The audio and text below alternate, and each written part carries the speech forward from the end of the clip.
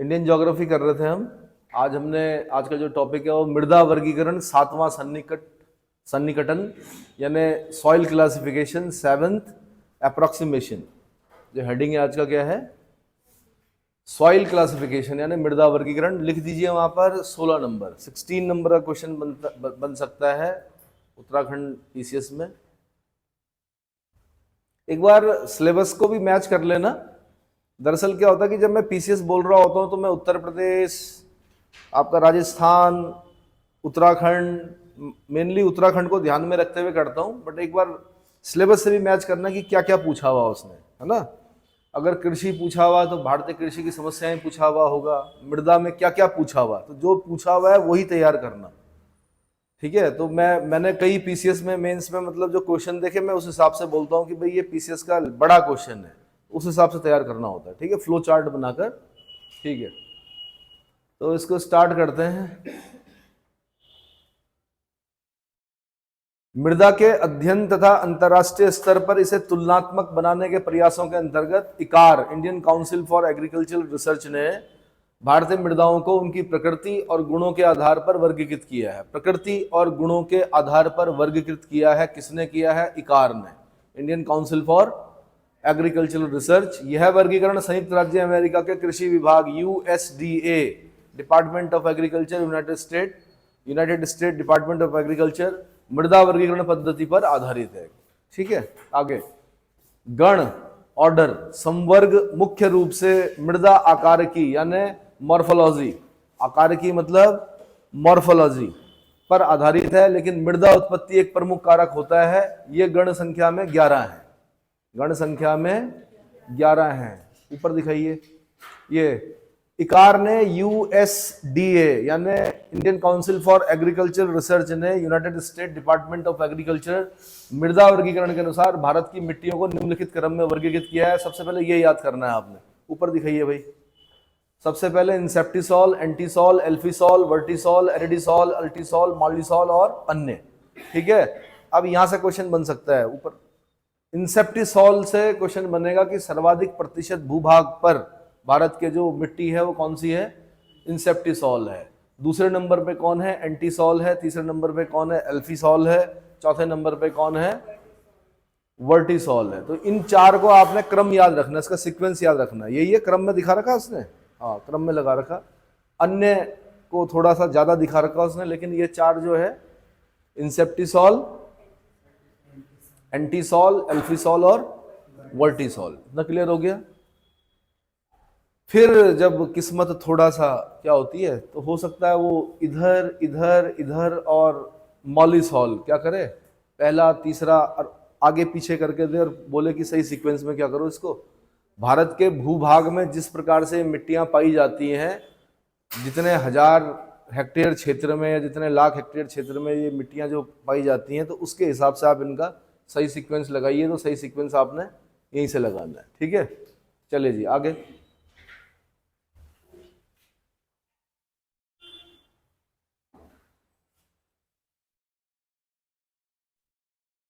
तो सबसे पहले इंसेप्टिसॉल के बारे में पढ़ रहे हैं हम। इंसेप्टिसॉल, इस गण की मृदाओं में प्रोफाइल के सस्तर अपेक्षाकृत शीघ्र निर्मित होते हैं तथा प्राय पैतृक पदार्थों के परिणाम होते हैं। इन मृदाओं में क्ले, आयरन एवं एल्यूमिनियम के संचयन संस्तरों का प्राय अभाव होता है। प्रोफाइल का विकास एंटीसॉल की अपेक्षा अधिक किंतु अन्य गणों की अपेक्षा कम होता है। भारत में गंगा सिंधु के मैदान की कई मृदाएं, बांगर तथा ब्रह्मपुत्र घाटी की मृदाएं इसी गण में वर्गीकृत की गई हैं। जो आपसे प्री में क्वेश्चन पूछेगा वो यहां से पूछेगा। ये बना हुआ है पहले क्वेश्चन कि भारत में गंगा सिंधु के मैदान की कई मृदाएं, जिसको कि बांगर बोलते हैं, ओल्ड बांगर, तथा ब्रह्मपुत्र घाटी की मृदाएं किस गण में वर्गीकृत की गई हैं? आंसर इंसेप्टिसॉल में। ये प्री का आंसर होगा, 4 ऑप्शन देगा वो आपको। आपने बार बार इसको क्या करना है? याद करना है। याद करके मैप में क्या करना है आपने? भारत के गंगा सिंधु के मैदान और ब्रह्मपुत्र के मैदानों में आपने इंसेप्टिसॉल लिख देना है। कहीं पे मैप दे रखा है इसने? मैप दे रखा होगा इंसेप्टिसॉल। वर्गीकरण का मैप नहीं दे रखा। नहीं दे रखा है, चलिए खैर कहीं ना कहीं मिल जाएगा, नेट से निकाल लीजिएगा, है ना। तो फिर और क्या याद करना है आपने, किसकी कमी है, मतलब अभाव किनका है, और ज्यादा ज्यादा चीजें क्या मिलती हैं इस प्रकार की मृदा में, ये आपने क्या करना है, इसमें हल्का सा ध्यान रखना है। अगला जो है एंटीसॉल, अगली जो वर्गीकरण है मृदा का वो क्या है, एंटीसॉल। ये नव विकसित तथा बिना किसी प्राकृतिक संस्तरों वाली मृदाएं हैं। इनमें संस्तरों की रचना प्रारंभिक अवस्था में ही होती है। भारत में अत्यधिक ढाल, स्ट्रॉन्ग स्लोप पर उपस्थित मृदाएं एओलियन, यानी एओलियन बोलते हैं, हवा द्वारा जो क्या किया जाता है, एक जगह से दूसरी जगह पर कोई स्थलाकृति का निर्माण किया जाता है, तो उसको हम क्या बोलते हैं, वायु द्वारा। मतलब जैसे मैंने आपको नहीं बताया था, लोएस है, जैसे चाइना में मैदान है लोएस के, तो क्या है, मंगोलिया की जो बारीक कण है, रेत के जो डेजर्ट के बारीक कण है, वो एक जगह पर चाइना में क्या कर दिए गए, बिछा दिए गए हैं। तो जब हम उस स्थलाकृति को पूछते हैं कि भाई ये किस प्रकार की स्थलाकृति है, ये स्थल की आकृति कैसे बनी, तो हम बोलते हैं एओलियन है। कैसे है, वायु द्वारा, हवा द्वारा निर्मित है। किसके द्वारा निर्मित है, हवा द्वारा निर्मित है। तो इसमें बोल रहा है कि भारत में अधिक ढाल पर उपस्थित मृदाएं एओलियन पृथक पदार्थ से उत्पन्न मृदाएं, जैसे राजस्थान की रेगिस्तान तथा नवीन जलोढ़ यानी न्यू खादर मृदाएं इस गण में रखी गई हैं। फिर दोबारा यहां से क्वेश्चन पूछेगा, उल्टा आपसे पूछेगा, वापस आइए, भारत में अधिक ढाल पर उपस्थित मृदाएं एओलियन पैतृक पदार्थ से उत्पन्न मृदाएं, जैसे राजस्थान की रेगिस्तान, नवीन जलोढ़ मृदाएं किस गण में रखी गई हैं, तब आपने बोलना एंटीसॉल में रखी गई। उल्टा करके पढ़िए, क्वेश्चन क्या करेगा, हमेशा आप सीधे में पढ़ रहे हैं, उसको उल्टा अगर आप पढ़ेंगे, क्वेश्चन बना के पढ़ेंगे तो याद हो जाएगा कि एंटीसॉल गण की मृदा है। ठीक है, अगला एल्फीसॉल। एल्फीसॉल, इसमें भूरा से बादामी रंग के पृष्ठ संस्तर, मध्य से उच्च क्षार संस्तर तथा सिलिकेट क्ले संचित इलुवियल संस्तर होते हैं। भारत में कुछ लाल मृदाएं तथा लेटराइटिक मृदाएं इसमें वर्गीकृत की गई हैं। अब क्या करेगा वो, फिर यहां से उल्टा क्वेश्चन पूछेगा। भारत में, देखो ये तो मेंस का काम है आपका जो ये लिखने वाला है, इतना भी नहीं लिखना होता है, पहले ही बता रहा हूं, सिर्फ 250 शब्द, कितने 250 शब्द निकालने होते हैं, और मोटी मोटी चीजें उठानी होती हैं कि अगर आपने भूरा से बादामी रंग भी लिख दिया तो ये माना जाता है कि आपको पता है किसके बारे में, एल्फीसॉल के बारे में। प्री में जो क्वेश्चन पूछेगा, भारत में लाल मृदाएं, लेटराइटिक मृदाएं किस गण में वर्गीकृत की गई हैं, आपने सीधा आंसर देना है एल्फीसॉल। किसमें, एल्फीसॉल में। फिर आगे वर्टिसॉल, इस गण की मृदा में अधिक फूलने एवं संकुचित होने वाली मांटमो रिल्लोनाइट क्ले की अधिकता होती है। इसको हाईलाइट कीजिए, कभी हो सकता है यूपीएससी पूछ ले, क्या कर सकती है ऐसे, क्योंकि जो चीज समझ में नहीं आ रही है वो समझ लो कि यूपीएससी का मतलब क्या है, यूपीएससी का, हाँ उसको याद करके रखिए। वर्टिसॉल, तो उसमें पूछ सकता हो कि मांटमो रिल्लोनाइट क्ले की अधिकता किस गण की मृदा में पाई जाती है, आपने बोलना वर्टिसॉल में। किसमें पाई जाती है, वर्टिसॉल में, जिस कारण शुष्क होने पर मृदा में चौड़ी दरारें बन जाती हैं, फलतः कृषि कार्य करने में कठिनाई उत्पन्न होती है। भारत में इस गण का प्रमुख उदाहरण दक्षिण भारत की काली मिट्टी है। फिर एक क्वेश्चन और पूछ सकता है, काली मिट्टी में दरारें पड़ती हैं, कारण क्या है, आंसर मांटमो रिल्लोनाइट क्ले की उपस्थिति। काली मिट्टी जब सूखती है तो उसमें बड़ी खतरनाक, मतलब बड़ा अजीब सा लगता है वो खेत, दरारें दरारें से दिखती हैं। दरारें क्यों पड़ती हैं, आपने बोलना मांटमो रिल्लोनाइट क्ले की अधिकता के कारण पड़ती है। ठीक है, और दूसरा क्वेश्चन पूछेगा कि काली दक्षिण भारत की जो काली मिट्टी है वो किस गण की मृदा है, आपने बोलना वर्टिसॉल। किस गण की मृदा है, वर्टिसॉल। क्लियर हो गया, ठीक है। आगे एरिडिसॉल, एरिड से बना है, ये खनिज मृदाएं अधिकतर शुष्क, एरिड बना है, एरिड से शब्द बना है, शुष्क और अर्ध शुष्क जलवायु वाले क्षेत्रों में पाई जाती है। इसमें कैल्शियम कार्बोनेट, जिप्सम या अपेक्षाकृत अधिक विलेय लवणों के संचयन के संस्तर पाए जा सकते हैं। इस गण में अधिकतर शुष्क क्षेत्र की मृदाओं को रखा जाता है। भारत में राजस्थान, गुजरात, हरियाणा एवं पंजाब में इस प्रकार की मृदाएं पाई जाती हैं। फिर पूछेगा आपसे, भारत के राजस्थान, गुजरात, हरियाणा, पंजाब में किस प्रकार की, किस गण की मृदाएं पाई जाती हैं, आपने बोलना है एरिडिसॉल गण की मृदाएं पाई जाती हैं। समझ में आ गया। ठीक है, आगे अल्टीसॉल। अल्टीसॉल ये नम होती है तथा गर्म और उष्ण जलवायु के क्षेत्रों में विकसित होती है। इस गण की अधिकतर मृदाएं लाल पीले रंग की होती हैं। इनमें आयरन के स्वतंत्र ऑक्साइड का संचयन होता है। भारत में ये मृदाएं केरल, तमिलनाडु, उड़ीसा आदि में पाई जाती हैं। ठीक है, फिर दोबारा लाल पीले रंग की जो मृदा है वो किस गण की मृदा है? आंसर अल्टीसॉल। ठीक है, केरल, तमिलनाडु, उड़ीसा आदि में पाई जाने वाली अधिकतर मृदा किस प्रकार की है? आंसर अल्टीसॉल प्रकार की, अल्टीसॉल गण की मृदा है। आगे मॉलीसॉल। इस गण की मृदाओं की प्रमुख विशेषताएं मोटी, गहरी, काली तथा द्विसंयोजी धनायनों की प्रधानता युक्त संस्तर होती है। पृष्ठ संस्तरों की संरचना प्राय दानेदार तथा सूखने पर यह कठोर नहीं होती है। चेस्टनट, चार्नोजम, प्रेयरी आदि मृदाएं इस गण में, ये इसको हाईलाइट कर दीजिए, चेस्टनट, चार्नोजम और प्रेयरी। चेस्टनट, चार्नोजम और प्रेयरी किस प्रकार की मृदा है? आंसर किस गण की मृदा है? आंसर मॉलीसॉल। और मैंने चार्नोजम बताया भी था आपको, काली मिट्टी को ही बोलते हैं। यूरोप में जो उस तरफ काली मिट्टी है उसको क्या बोलते हैं? और प्रेयरी आपको पता ही है, घास के मैदान है। कहाँ है? Bread basket of the world कहा जाता है। जो नॉर्थ अमेरिका है वहां पर आपको प्रेरीज मिलेंगे, ग्रेट प्लेन्स में, है ना। भारत में इस गण के अंतर्गत उत्तर प्रदेश के तराई क्षेत्र की कुछ मृदाएं, उत्तर प्रदेश, हिमाचल प्रदेश और उत्तर पूर्व हिमालय के जंगलों की मृदाएं किस प्रकार की मृदाएं हैं? आंसर मॉलीसॉल गण की मृदाएं हैं। अगला स्पोडोसॉल। इस गण की मृदा में कार्बनिक पदार्थ और एल्यूमिनियम के आयरन ऑक्साइड सहित या रहित ऑक्साइड का संचयन होता है, जो हल्के भूरे रंग के राख जैसे होते हैं, जो लीचिंग द्वारा अधिक प्रभावित होते हैं। पॉडजॉल एवं भूरी पॉडजॉल मृदाएं इस गण की अंतर्गत रखी जाती हैं।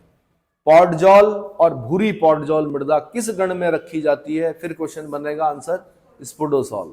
फिर पूछेगा इसमें क्या लीचिंग से अत्यधिक प्रभावित होने वाली मृदा कौन सी है? आपने यही बोलना है, मतलब किस गण की मृदा में अत्यधिक मात्रा में लीचिंग होने के कारण वो उस गण में रखी गई है? आंसर स्पोडोसॉल। क्लियर हो गया? ठीक है, आगे हिस्टोसॉल। सबसे ज्यादा बार पूछा गया प्रश्न, सबसे ज्यादा जो पूछता है वो हिस्टोसॉल से पूछता है। इस वर्ग में कार्बनिक मृदाओं का सम्मिलन किया गया है। ये मृदाएं जल संतृप्त, संतृप्त बोलते हैं सैचुरेशन को, किसको बोलते हैं? जल संतृप्त वातावरण में, जहां अत्यधिक मात्रा में जल होगा, जल संतृप्त वातावरण में विकसित हुई है।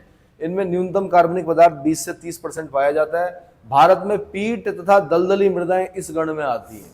क्वेश्चन पूछेगा भारत की पीट और दलदली मृदा किस गण में आती है? आपने बोलना है हिस्टोसॉल में आती है। किसमें आती है? अब क्या करेगा ये, ऐसे भी क्वेश्चन बना सकता है, 4 चीजें दे देगा, हिस्टोसॉल, एंडीसॉल, मॉलीसॉल, इस प्रकार से सामने उसकी विशेषताएं क्या करेगा, पूछेगा। तो उसको उस तरह से भी तैयार कर लेना, खुद क्वेश्चन बनाने आने चाहिए आपको। ठीक है, बाकी पेपर प्रैक्टिस में मिल जाएगा आपको सब। अगला एंडीसॉल। इस गण में ज्वालामुखी के मुहाने पर बनने वाली मृदाएं सम्मिलित की गई है। अगर मुझे प्रश्न बनाने के लिए दिया जाता तो मैं शायद यहां से क्वेश्चन पूछता कि ज्वालामुखी के मुहाने पर बनने वाली मृदाएं किस गण में रखी जाती हैं? आंसर एंडीसॉल में। किसमें? एंडीसॉल में। फिर ऑक्सीसॉल, ये सर्वाधिक अपक्षयित मृदाएं हैं। फिर यहां से मैं क्वेश्चन पूछ सकता था कि सर्वाधिक अपक्षयित मृदाएं कौन सी हैं? आंसर ऑक्सीसॉल। इनके ऑक्सिक्स उपसंस्तर में आयरन तथा एल्यूमिनियम के हाइड्रस ऑक्साइड की प्रधानता होती है और अपक्षय एवं लीचिंग के कारण सिलिकेट खनिजों से सिलिका निष्कासित हो जाती है। केरल की अधिक अपक्षयित कुछ मृदाएं इस गण में आती हैं। इसमें से 250 शब्द निकालने हैं आपने, 16 में से 13 नंबर आपके क्या हो सकते हैं? मेंस में आराम से बन सकते हैं, अगर आपके मेंस के सिलेबस में ये है। एक बार मैच कर लेना, ठीक है। आगे भारतीय मृदा की समस्याएं, फिर दोबारा लिखिए, 16 नंबर का क्वेश्चन है। क्या है? फ्लो चार्ट बनाना है। जब आपका प्री निकल जाएगा तो मैं मेंस का फ्लो चार्ट बनाना सिखा दूंगा एक बार आपको, फिर बहुत आसान हो जाता। फ्लो चार्ट मतलब कुछ नहीं होता है, छोटी छोटी चीजें जिन पर हमें लिखना होता है, उनके क्या एक तरह से हेडिंग्स नहीं लिखते हैं जैसे वो कि हमने इस चीज को इस सीक्वेंस में लिखना है। क्रमबद्ध और सुव्यवस्थित ज्ञान को विज्ञान कहते हैं, और आपको हर सब्जेक्ट को विज्ञान की तरह बनाकर क्या करना है? लिखना है, क्रम से लिखना है। ठीक है, जिग जैग में नहीं लिखना कि थोड़ा यहाँ पे याद आ गया तो यहाँ लिख दिया, थोड़ा बाद में याद आया तो बाद में लिख दिया, ऐसा नहीं। सीक्वेंस मतलब एक उसमें चलना है आपने, पैटर्न पे। अगली हेडिंग है प्रॉब्लम ऑफ इंडियन सॉइल। फिर दोबारा 16 नंबर लिखना है, प्री के भी क्वेश्चन बनेंगे, है ना। मिट्टी एक अति महत्वपूर्ण प्राकृतिक संसाधन है, ये सभी लोग परिचित हैं इससे। कृषि प्रधान देश के लिए इसका महत्व सर्वाधिक है, क्योंकि हम कृषि प्रधान हैं तो हमारे लिए महत्व सर्वाधिक है। भारत में मृदा की अधोलिखित समस्याएं पाई जाती हैं, यथा नंबर 1, पता ही है आपको, सॉइल इरोजन, बचपन से पढ़ते आ रहे हैं। मृदा अपरदन की समस्या, जलाक्रांति की समस्या यानी वाटर लॉगिंग। तीसरा हो गया क्षारीय भूमि की समस्या, अल्कलाइन। बंजर भूमि की समस्या ने वेस्टलैंड। मरुभूमि विस्तार की समस्या, एक्सपेंशन ऑफ डेजर्ट लैंड। मैंने कल बताया था आपको डेजर्ट क्या होता है, बढ़ता है आगे की तरफ, एक्सपेंशन ऑफ डेजर्ट लैंड। मृदा अवक्षय यानी सॉइल डिप्लीशन, इसको खास ध्यान रखना आपने, सॉइल डिप्लीशन, मृदा अवक्षय। नगरों, उद्योग धंधों एवं यातायात के साधनों के विकास के कारण कृषि भूमि का अपहरण, एक्सप्लॉइटेशन ऑफ एग्रीकल्चरल लैंड जैसी समस्याओं से ग्रस्त है। अतः मृदा की उपजाऊ शक्ति बनाए रखने तथा उसमें निरंतर उत्पादन लेने के लिए यह आवश्यक है कि मिट्टी की उक्त समस्याओं के समाधान की ओर यथेष्ट ध्यान दिया जाए। जिस पारंपरिक तरीके से हम खेती करते थे, मिक्स फार्मिंग बोलते हैं कि खेती के साथ साथ पशुपालन, इसको बोलते हैं।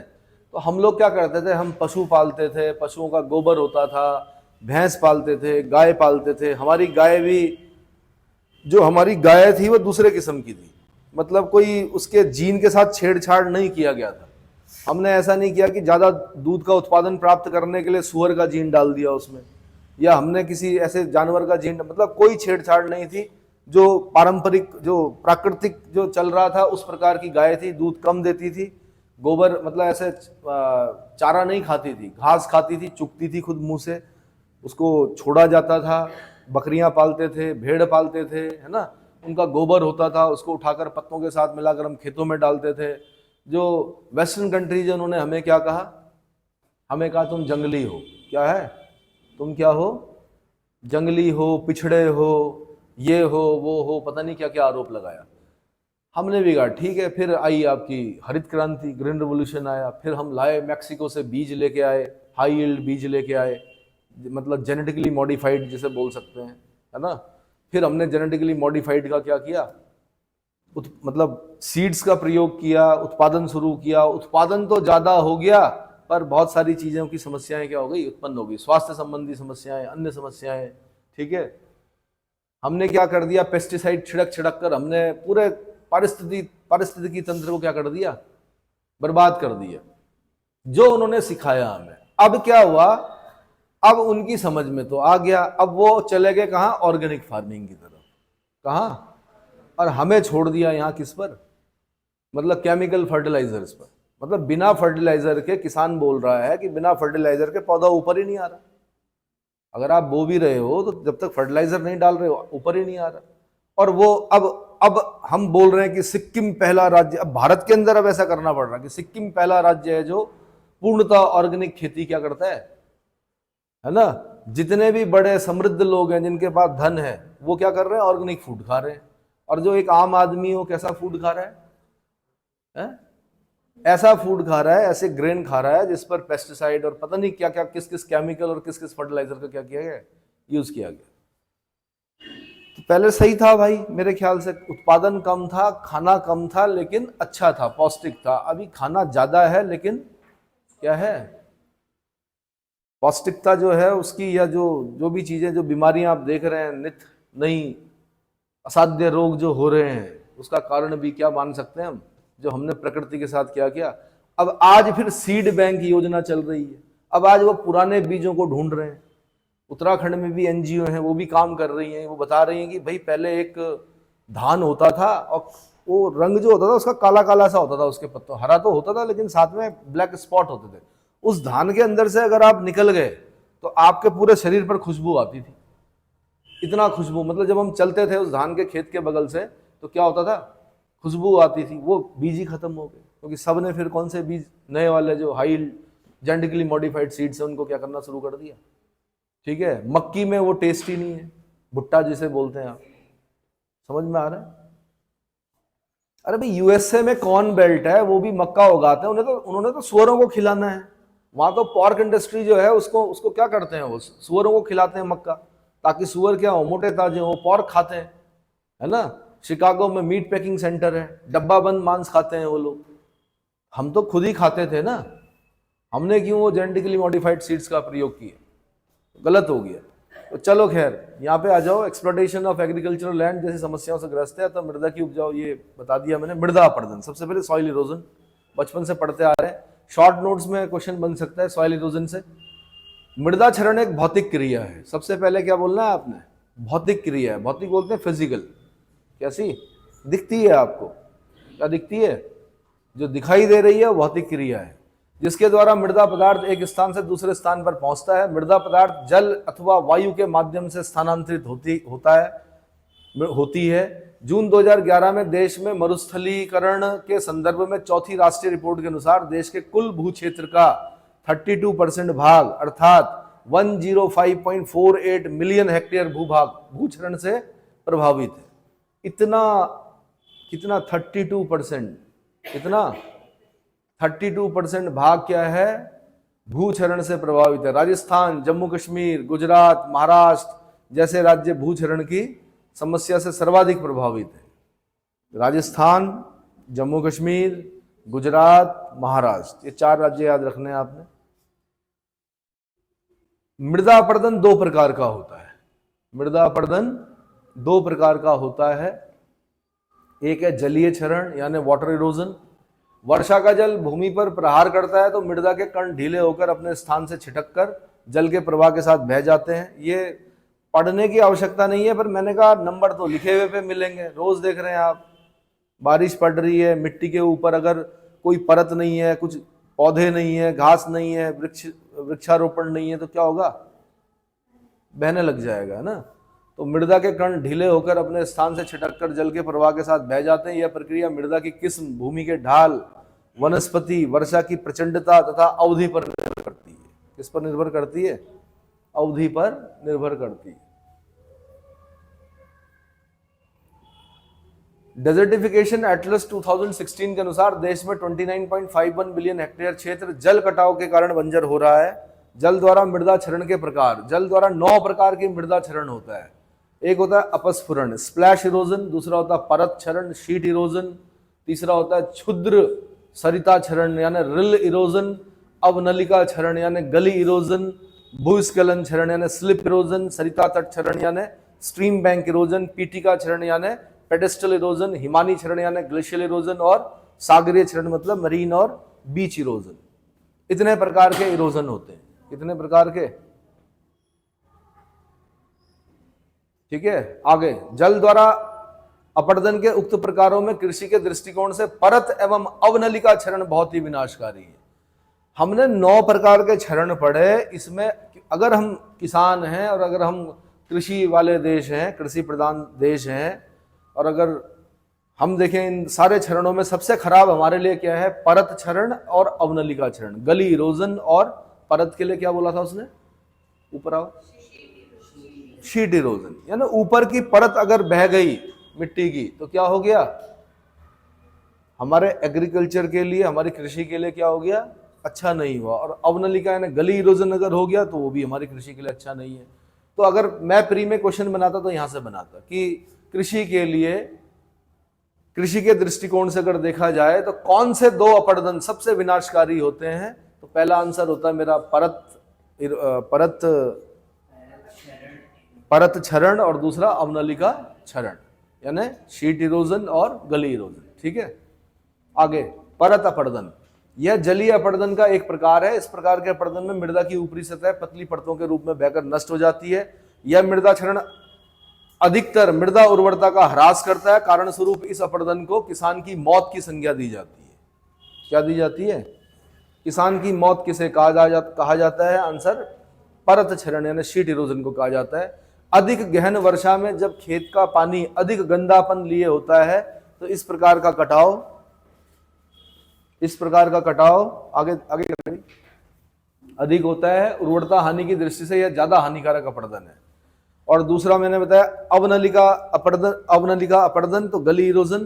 क्षुद्र सरिता का विकसित रूप ही अवनलिका है। क्षुद्र सरिता का विकसित रूप ही अवनलिका है। यह जुताई में नष्ट नहीं होती तथा कृषि कार्य में बाधा पहुंचाती है। आगे चलकर ये नालियों, नालों एवं नदियों का रूप धारण कर लेती है। क्या कर लेती है? पानी तो अपनी जगह बनाएगा, सबसे पहले नाली बनेगी, नाली ही आगे चलकर धीरे धीरे धीरे धीरे करके क्या वो कब चौड़ा सा पाट लिए हुए एक पूरा नाला बन गया, ये आपकी समझ में ही नहीं आएगा, है ना। ढाल अगर गड़बड़ हो गया तो ये अवनलिकाएं विभिन्न प्रकार का आकार ग्रहण कर लेती हैं, जैसे यू, वी आकार तथा सुरंग अवनलिका आदि। भारत में मालवा पठार का चंबल नदी बाह्य क्षेत्र अवनलिका अपरदन से सर्वाधिक प्रभावित क्षेत्र है। अगर मैं यूपीएससी का क्वेश्चन बनाता तो मैं ये पूछता कि गली इरोजन से प्रभावित क्षेत्र सर्वाधिक प्रभावित, भारत का कौन सा क्षेत्र सर्वाधिक प्रभावित है, तब आपको आंसर देना होता क्या? मालवा पठार का चंबल नदी बाह्य क्षेत्र। चंबल नदी जहां पर बह रही है वहां पर सबसे ज्यादा क्या दिखता है? गली इरोजन या अवनलिका अपरदन का इफेक्ट दिखते हैं हमें। आज वो नालियां नहीं है, आज वो बन चुके हैं क्या? वस्तुतः हिमालय, पश्चिमी घाट तथा प्रायद्वीपीय उच्च भूमि जैसे तीव्र ढालों वाले क्षेत्रों में मृदा अपरदन ने विस्तृत क्षेत्र को बंजर भूमि में वेस्टलैंड या उत्खात भूमि भी बोलते हैं, बैडलैंड, वेस्टलैंड, बैडलैंड, उत्खात भूमि या बंजर भूमि में बदल दिया है। उसके बाद अब भूमि विघटन, लैंड डिग्रेडेशन के ये शॉर्ट नोट्स हैं आपके, 2 नंबर 4 नंबर में पूछते हैं, 20 शब्द 50 शब्द में पूछेगा भूमि विघटन क्या होता है। और मैंने कहा आपने कितना भी देखा हो, आप किसान हो भले ही, भूमि विघटन देखा हो आपने अपनी आंखों से अपने गांव में, लेकिन जब तक लिखोगे नहीं नंबर नहीं मिलेंगे। समझ में आया? तो उसको शब्द देने पड़ते हैं। शब्द ये हैं, भूमि विघटन का व्यापक विस्तार सभी बड़े राज्यों में दिखाई देता है, जिसमें राजस्थान सर्वोपरि है। फिर क्वेश्चन बन सकता है सबसे ज्यादा भूमि विघटन भारत के किस प्रदेश में दिखता है? आंसर राजस्थान में। विनष्ट भूमि कृषि योग्य बंजर भूमि का प्रमुख घटक है। उत्खात भूमि के 4 बृहद क्षेत्रों की पहचान की गई है। बैडलैंड बोला था उत्खात को। बैडलैंड के 4 क्षेत्र कौन कौन से? पंजाब में शिवालिक के दक्षिणी ढाल, दूसरा चंबल तथा उसकी सहायकों के मध्यवर्ती एवं निचले मार्गों में चंबल यमुना दोआब, तीसरा छोटा नागपुर प्रदेश एवं राजमहल पहाड़ियों के कुछ भाग, और चौथा गुजरात में खंबात की खाड़ी के पूर्व तथा उत्तर पूर्व में स्थित क्षेत्र। अगर मुझे पेपर बनाने के लिए दिया था फिर मैं यहाँ से क्वेश्चन बनाता आपके लिए। क्या बैडलैंड उत्खात भूमि के 4 बृहद क्षेत्र कौन कौन से हैं भारत में? या यूपीएससी का अगर क्वेश्चन बनेगा तो वो क्या करेगा कि उत्खात भूमि यानी बैडलैंड वाले 4 बृहद क्षेत्र हैं भारत में, नंबर 1 ऐसे ही ऑप्शन देता, फिर पूछता इनमें से कितने सही हैं। कितने आंसर हमने सही दे रखे आपको ऑप्शन में? आपने बोलना चारों। पंजाब के शिवालिक के दक्षिणी ढाल, चंबल तथा उसकी सहायकों के मध्यवर्ती एवं निचले मार्ग तथा चंबल यमुना दोआब, छोटा नागपुर प्रदेश तथा राजमहल पहाड़ियों के कुछ भाग, और गुजरात में खंबात की खाड़ी के पूर्व तथा उत्तर पूर्व में स्थित क्षेत्र। इतना क्लियर हो गया? ठीक है, आगे वायु क्षरण, विंड इरोजन। शुष्क एवं अर्धशुष्क क्षेत्रों में जहां पर तापक्रम ऊंचा रहता है वायु का वेग अधिक होता है, मृदा शुष्क एवं मोटे कणों वाली होती है, मृदा में कार्बनिक पदार्थ का अभाव होता है, वहां पर वानस्पतिक आवरण नहीं पाया जाता है, ऐसे क्षेत्रों में वायु के द्वारा मृदा का क्षरण अधिक होता है। आपको पता है बचपन से कि मिट्टी कहाँ उड़ेगी? जहां ऊपर घास वास नहीं होगी, वनस्पति नहीं होगी, वहां उड़ेगी। जहां पर क्या होगा? मोटे कण वाली होगी, जहां पर मृदा में कार्बनिक पदार्थ का अभाव होगा, चिपक नहीं होगी मिट्टी में, नमी नहीं होगी, तो वहां पे क्या होगा? ये तो आप ऐसे भी देखते होंगे, बरसात में धूल का एक कण भी नहीं आता अंदर। और आजकल हवा चल रही है तो आजकल हर दूसरे दिन अगर झाड़ू भी मारो तो आपके डेस्क में अन्य जगहों पर क्या, तो कहाँ से आ रही वो धूल? एक तरह से क्या है? वायु क्षरण। ठीक है, आगे डेजर्टिफिकेशन एटलस 2016 के अनुसार 2011-13 में देश का 18.19 मिलियन हेक्टेयर क्षेत्र वायु अपरदन के कारण बंजर हो रहा है। 18.19 मिलियन हेक्टेयर क्षेत्र, 18.19, हाँ जी मिलियन बोल रहा हूं मैं, हेक्टेयर क्षेत्र 6 जीरो होते हैं मिलियन में। भारत के प्रमुख क्षेत्र जो वायु द्वारा मृदा क्षरण से प्रभावित है अधोलिखित है यथा। अब फिर दोबारा मृदा क्षरण वाले क्षेत्रों को पहचान करनी है आपने। पश्चिमी एवं उत्तर पश्चिमी राजस्थान, पश्चिमी एवं यानी वेस्टर्न और नॉर्थ वेस्ट राजस्थान। नंबर 2 पे हरियाणा का गुड़गांव, रोहतक, भिवानी, हिसार। पंजाब का फिरोजपुर, कपूरथला। उत्तर प्रदेश में आगरा, मथुरा, इटावा, जौनपुर। वेस्ट बंगाल में मिदनापुर, उड़ीसा में पुरी, गुजरात में कच्छ, कर्नाटक में हंगारी और तालकांड, तमिलनाडु में रामेश्वरम भूखंड, तिनीवेली, मदुरई, रामनाड, सेलम और कोयम्बटूर का कुछ क्षेत्र। आंध्र प्रदेश में नेल्लूर, गुंटूर, कृष्णा तथा विशाखापट्टनम का क्षेत्र। जब हम भारत का मैप कर रहे थे, ये सारे क्षेत्र मैंने दिखा रखे हैं आपको। मिदनापुर बंगाल दिखा रखा, पुरी मैंने उड़ीसा में दिखा रखा, उसके अंदर की कहानी भी बता रखी है, पुरी के जगन्नाथ मंदिर को भी बता रखा है, निर्माणकर्ता राजा का नाम भी बता रखा है, अनंत वर्मन चोड़गंग। तो उस वीडियो को बार बार देखिए। जितनी बार देखेंगे आप भारत के मैप को, उतनी बार आपको क्या मिलेगा, नए नए पॉइंट मिलेंगे, है ना। श्वेतबंध रामेश्वरम बता रखा है, 12 ज्योतिर्लिंगों में से एक, ठीक है। हगरी मुरान तेल क्षेत्र बता रखा है। चलिए जी आगे बढ़िए।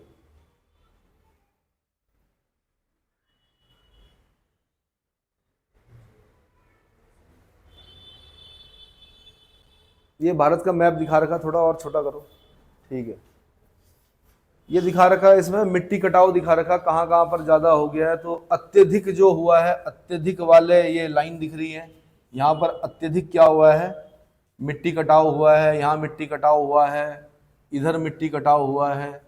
अधिक जो है वो डॉटेड वाला दिखा रखा है, ये पूरा पोर्शन जो डॉटेड में दिखा रहा है, ये क्या है, अधिक है ना। वायु द्वारा, ये जल द्वारा था, ये किसके द्वारा था, जल द्वारा। अब वायु द्वारा अगर हम देख रहे हैं तो वायु द्वारा जो अत्यधिक हुआ है वो इस क्षेत्र में हुआ है, ये दिख रहा है ना। और अधिक जो हुआ है वो फिर ये वाले में हुआ है, अधिक, अत्यधिक इस तरफ, अधिक इस तरफ। साधारण जो है, साधारण कटाव, ये जो जहां पर कोई शेडेड पोर्शन नहीं है वहां पर साधारण हुआ है। आंधियों का उद्गम क्षेत्र था उनकी वायु तथा एकत्रित वायु राशि। चलो आगे बढ़ो, आगे दिखाइए, इस मैप के नीचे दिखाइए ना।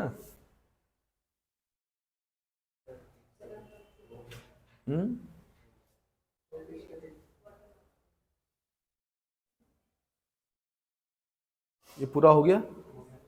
नहीं, अगला भी तो हेडिंग होगा, भी टाइम है। अब अगला टॉपिक करेंगे ना हम, जलाकांत मृदा, वाटर लॉग्ड सॉइल के बारे में पढ़ रहे हैं। वाटर लॉग्ड सॉइल क्या होती है? जिस प्रकार जल की कमी के कारण फसलों की वृद्धि रुक जाती है, उसी प्रकार फसल की आवश्यकताओं से अधिक जल भूतल, सरफेस या भूमिगत अंडरग्राउंड के में जमा हो जाने से फसलों की वृद्धि रुक जाती है तथा फसलें सूखने लगती हैं।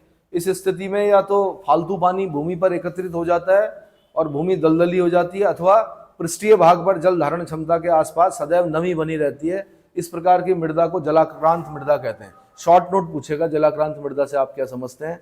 आपने 20 शब्दों में लिखना है या 50 शब्दों में लिखना है, ठीक है। शॉर्ट नोट तैयार करें, जलाकांत मृदा से आप क्या समझते हैं। आगे, जलाकांत मृदा में ऑक्सीजन के अभाव के कारण बीज का जमाव नहीं होता है और जड़ों के समीप CO2 की सांद्रता बढ़ने से जड़ों की वृद्धि रुक जाती है।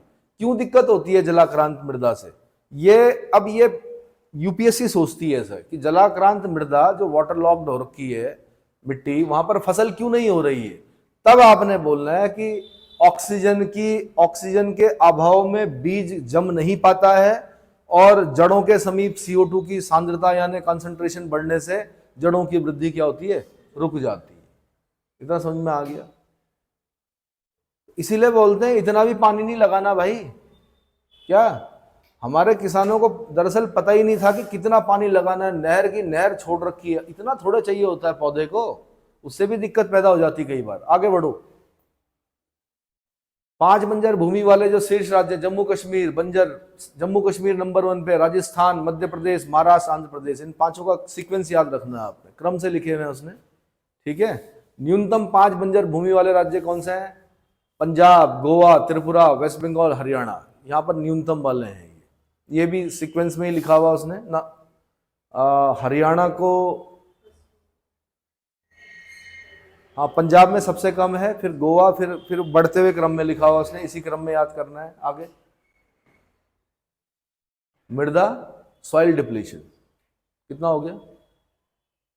ठीक है, सॉइल डिप्लीशन, मृदा अवक्षय। मोटे तौर पर मृदा अवकर्षण अथवा अवक्षय को मृदा की उर्वरता के ह्रास के रूप में परिभाषित किया जा सकता है। इसमें मृदा का पोषण स्तर गिर जाता है। पोषण स्तर गिर जाता है पे ध्यान देना आपने, क्या देना है?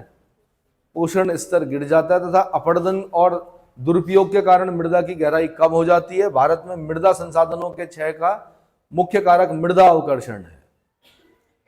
फिर यहां से प्री में क्वेश्चन पूछेगा कि भारत में जो मृदा संसाधनों का क्षय हो रहा है उसका प्रमुख कारण क्या है। आंसर मृदा अवकर्षण है। क्या है? मृदा अवकर्षण। मृदा अवकर्षण की दर भूआकृतिक पवनों की गति तथा वर्षा की मात्रा के अनुसार एक स्थान से दूसरे स्थान पर भिन्न भिन्न होती है। मिट्टी की उर्वरता तथा उत्पादकता सुधारने के लिए प्रमुख विधियां निम्नलिखित है। नंबर 1, जैविक पदार्थ, फसलों के अवशिष्ट भाग, खली की खाद, हरी खाद आदि में वृद्धि करना। यानी जैविक पदार्थ डालने पड़ेंगे आपको मिट्टी में। क्या करने के लिए? उसकी उर्वरता और उसकी उत्पादकता सुधारने के लिए। ये यूपीएससी का क्वेश्चन बन चुका है। वो इस तरह से तो नहीं पूछती, लेकिन वो पूछती है एक, वो करते हैं हम क्या, एक विशेष दाल का पौधा होता है, मूंग का पौधा होता है, क्या होता है, फिर उसको उसी में दबा देते हैं मिट्टी में। क्या करते हैं? मिट्टी में दबाते हैं, जिससे उसकी उर्वरता और उत्पादकता बढ़ती है। मतलब जो हमें चाहिए वो तो हम प्राप्त कर लेते हैं, उसके बाद पौधे को जलाते नहीं है। जैसे आपने देखा होगा ना कि धान की और इसकी पराल को क्या करते हैं, फिर बाद में जलाते हैं किसान। उसको नहीं जलाते हैं, उसको क्या करते हैं, दबाया जाता है। किसमें? मिट्टी में ही मिला दिया जाता है। फिर उससे क्या होती है, उसकी मिट्टी की उर्वरता। और इस तरह का कभी क्वेश्चन पूछा है आज से 10-12 साल पहले, ठीक है। तो मैंने कहा उसकी नजर है यूपीएससी की यहाँ पर भी, कि जैविक पदार्थों जैसे फसलों के अवशिष्ट भाग, खली की खाद, हरी खाद आदि में वृद्धि। दूसरा, रासायनिक उर्वरकों द्वारा मिट्टी के पोषक तत्वों में वृद्धि। तीसरा, सस्यावर्धन यानी क्रॉप रोटेशन, भूमि को पड़ती क्रॉप रोटेशन। सस्यावर्धन का मतलब होता है एक क्रॉप रोटेशन होता है, ये नहीं कि लगातार आप वही उगाए जा रहे। वैसा करने से भी क्या होता है, जैसे बोलते नहीं है कि 2 फसलों के बीच में मटर चना लगा दिया, लेग्युमिनस कुल के पौधे लगा दिए, नाइट्रोजन स्थिरीकरण कर दिया। ये तो सिर्फ नाइट्रोजन स्थिरीकरण का उदाहरण है, चना और मटर लगाना। लेकिन अन्य चीजें भी लगाई जाती हैं। क्या की जाती हैं? भूमि की उर्वरता को बनाए रखने के लिए क्रॉप रोटेशन बहुत अच्छा माना जाता है। और ये कृषि वैज्ञानिक बताते हैं किसान को। सॉइल हेल्थ कार्ड देखते हैं, उनके फसलों का प्रकार देखते हैं, उसके हिसाब से उनको बताते हैं कि अब आपने ये लगाना है, यहाँ पर इतने साल आप इस साल आपने ये खेती की, अब आप ये खेती कीजिए, है ना।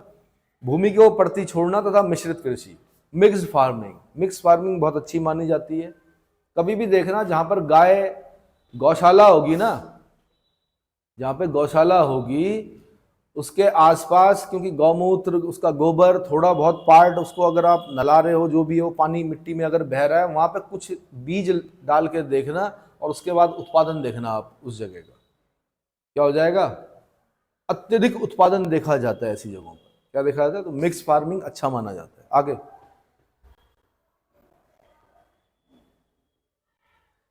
मेरे ख्याल से इसको अगला उसमें बनाते हैं।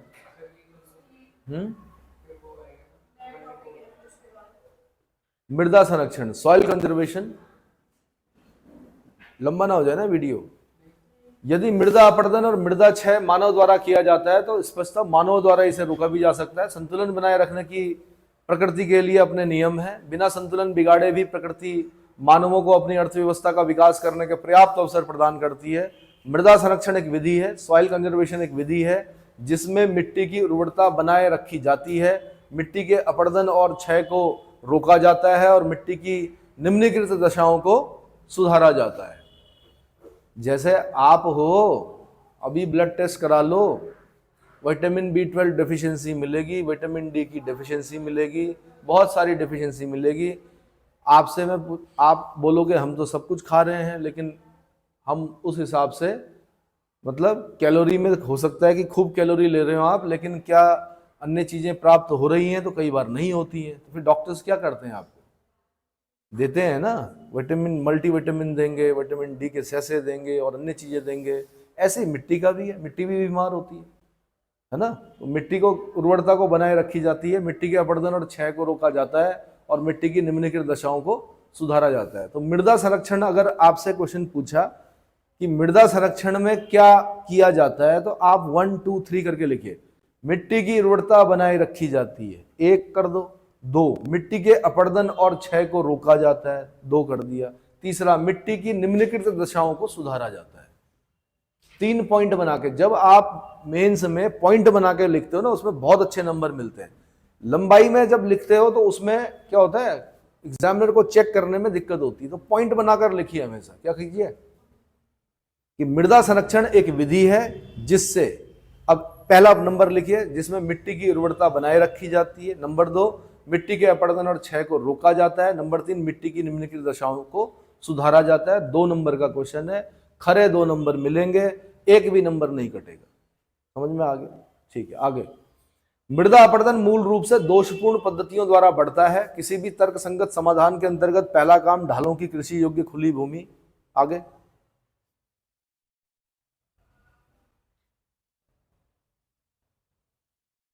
पर खेती को रोकना है। 15 से 25% ढाल प्रवणता वाली भूमि का उपयोग कृषि के लिए नहीं होना चाहिए। 15 से 25% ढाल प्रवणता, ग्रेडियंट प्रवणता बोलते हैं, ग्रेडियंट वाली भूमि का उपयोग कृषि के लिए नहीं होना चाहिए। यदि ऐसी भूमि पर खेती जरूरी हो जाए तो इस पर सावधानी से सीढ़ीदार खेत बना लेने चाहिए। हमारे पूर्वज जानते थे उत्तराखंड के लोग कि भैया ऐसे नहीं होगी खेती, तो क्या बनाया उन्होंने? सीढ़ी नुमा खेत बनाए। बहुत अच्छा उत्पादन किया उन लोगों ने, है ना। फिर क्या हुआ? फिर खाद्य सुरक्षा बिल पास हुआ, सब लोगों के राशन कार्ड बने, और फिर क्या हुआ? सब लोगों ने धीरे धीरे खेती छोड़ दी। जो पहले क्या होता था कि जो गांव की अर्थव्यवस्था थी वो अपना उगाते थे, अपना खाते थे। अब राशन कार्ड के माध्यम से राशन की दुकानों से राशन भरकर ऊपर गांव की तरफ जाते हुए दिखाई देते हैं कौन? लोग। उसके कई कारण हैं, सिर्फ लोगों को दोष नहीं दिया जा सकता। उसका एक कारण ये भी है कि पशुओं की संख्या में वृद्धि हुई है। आप फसल लगा रहे हो, पशु क्या कर रहे हैं? उस फसल को बर्बाद कर दे रहे हैं। ठीक है। दूसरा, बहुत ज्यादा मेहनत है। क्या है?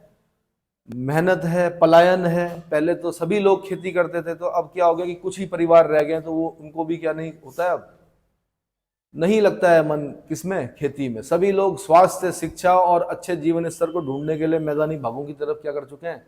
पलायन कर चुके हैं। गांव क्या हो रहे हैं? खाली हो रहे हैं। तो जो लोग बचे हैं तो वो लोग क्या कर रहे हैं? जब आप देखेंगे उन गाड़ियों में जब जाते हैं तो राशन कार्ड द्वारा जो राशन लिया जाता है उसको लेकर ऊपर की तरफ जा रहे हो, तो अच्छा संकेत नहीं है। चलो, अब मैं बोलने वाला वैसे कौन होता हूँ? मैं यहाँ खुद शहर में बैठा हूँ और मैं क्या कर रहा हूँ? लोगों से अपेक्षा कर रहा हूँ कि क्या, कि वो वहाँ पर खेती करें। ये भी गलत है। मुझे भी क्या करना पड़ेगा? मैं इंतजार कर रहा हूँ कर्णप्रयाग ऋषिकेश कर्णप्रयाग रेलवे का। जैसे ही ऋषिकेश कर्णप्रयाग रेलवे क्या होती है, तो मैं आपको हिमालय के किसी गांव में फार्म हाउस में दिखूंगा। ठीक है।